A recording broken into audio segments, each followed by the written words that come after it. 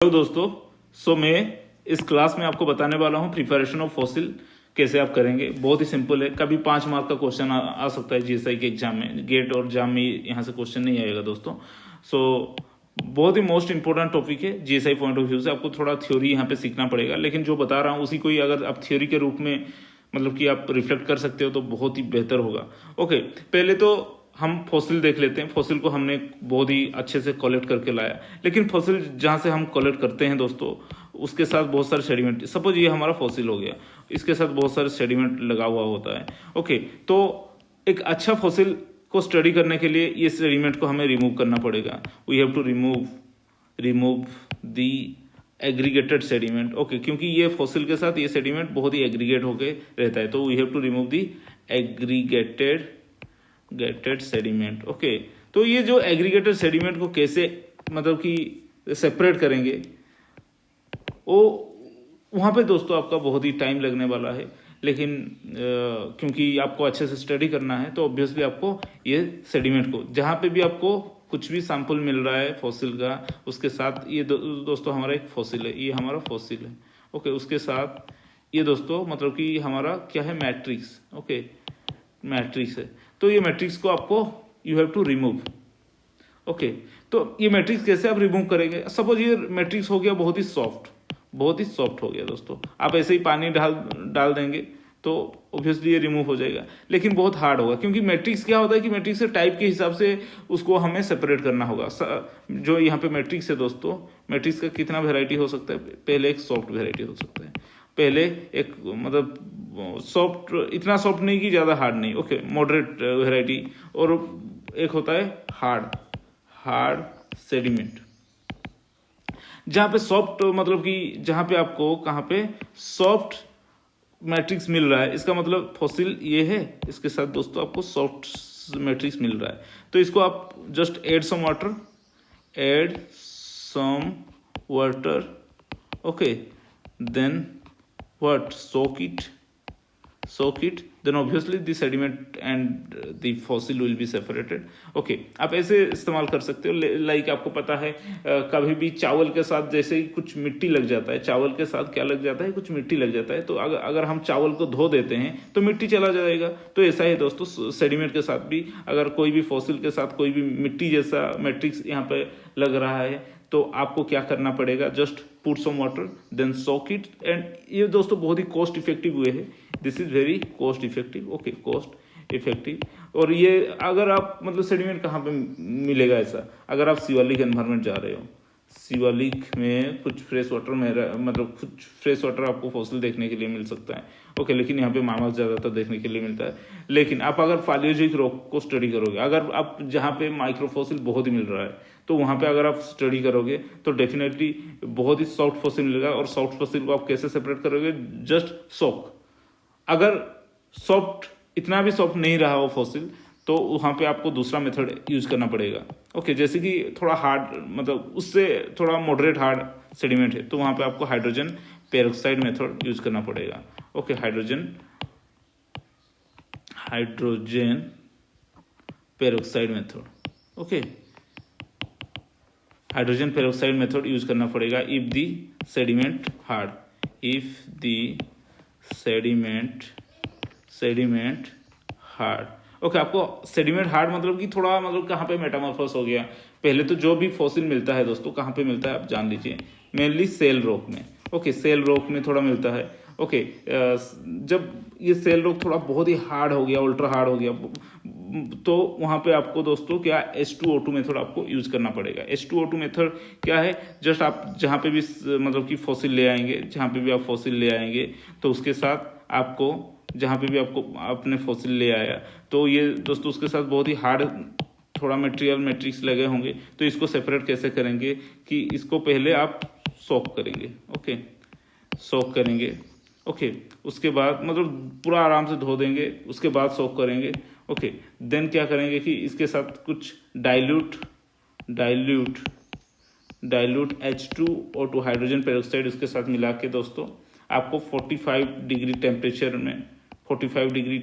में आपको थोड़ा इसको रखना है।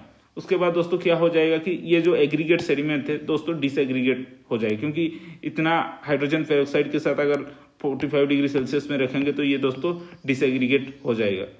ओके, तो उसके बाद दोस्तों आपको फिर ले आए कि दोस्तों 10 से 15 मिनट इसको हीट भी करना है, सो दैट कि इसमें जो वाटर कंटेंट है वो दोस्तों रिमूव हो जाएगा।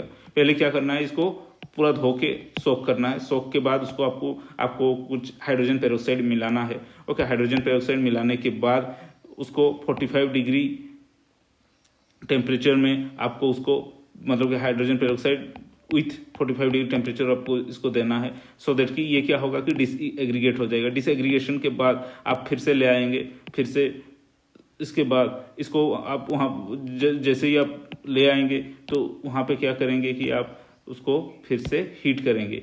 हीट करने के 10 से 15 मिनट, ताकि इसका जो मॉइस्चर कंटेंट है रिमूव हो जाए। ओके, यहाँ से उतारने के बाद, क्योंकि यहाँ पे बहुत सारे मॉइस्चर लगे होते हैं, तो यहाँ से आप ले आएंगे। उसके बाद कुछ आपको 10 से 15 मिनट हीट करना होगा, सो दैट कि मॉइस्चर रिमूव हो जाएगा और ये डिसएग्रीगेट हो जाएगा। अगर डिसएग्रीगेट तब तक नहीं हुआ तो फिर से आप कर सकते हैं हाइड्रोजन पेरोक्साइड मेथड। आप फिर से डाइल्यूट हाइड्रोजन पेरोक्साइड डालिए वहाँ पे, फिर से उसको सोक करके इसको मतलब फिर से 45 डिग्री सेल्सियस में उसको रखिए। ओके, देन उसके बाद उसको फिर से निकाल लीजिए। देन आप थोड़ा मतलब हीट करके उसका जो मॉइस्चर कंटेंट है उसको रिमूव कर सकते हैं। तो ऐसे रिपीट करने से क्या होगा कि और मतलब कि डिसएग्रीगेट हो जाएगा दोस्तों, मतलब कि जो मैट्रिक्स के साथ हमारा जो सैंपल। ओके, तो उसके बाद तीसरा मेथड, अगर सेडिमेंट क्या होगा कि अल्ट्रा हार्ड होगा।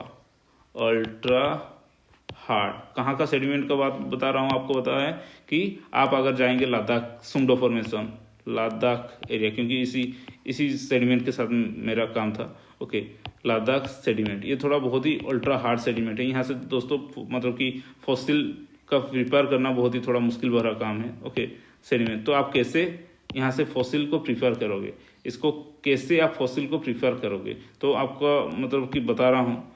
देखिए दोस्तों कि ये जो फॉसिल है, ये आपका जो फॉसिल है बहुत ही हार्ड रॉक है, इसके साथ ये हार्ड रॉक के साथ बहुत ही एग्रीगेट है। तो इसके साथ अगर हार्ड रॉक है तो इसको दोस्तों आप heating and cooling mechanism follow कर सकते हैं। लाइक एक मेथड है, बता रहा हूँ, liquid nitrogen method. Liquid nitrogen method, ये लैब में मिल जाएगा आपको, लिक्विड नाइट्रोजन मेथड। तो लिक्विड नाइट्रोजन क्या होता है कि बहुत ठंड रहता है इसका, मतलब जब नाइट्रोजन लिक्विड पे आ जाता है करीबन -150 डिग्री आसपास होगा, और इससे भी नीचे हो सकता है। -150 डिग्री टेम्परेचर इसका दोस्तों रहता है। अगर इतना टेम्परेचर है माइनस, तो कितना ठंड होगा आपको समझ में आ गया होगा। तो अगर ये जो लिक्विड नाइट्रोजन अगर इसी के ऊपर डालेंगे, उसके बाद इसको हीट करेंगे लिक्विड, और उसके बाद फिर से लिक्विड नाइट्रोजन डालेंगे और फिर से हीट करेंगे, मतलब हीटिंग कूलिंग मैकेनिज्म, क्या होगा कि ये दोस्तों डिसइंटीग्रेट कर जाएगा जो सेडिमेंट के साथ यहाँ पे सब आपको यहाँ पे लग रहा है। तो यहाँ पे क्या करेंगे आप, रिपीटेडली लिक्विड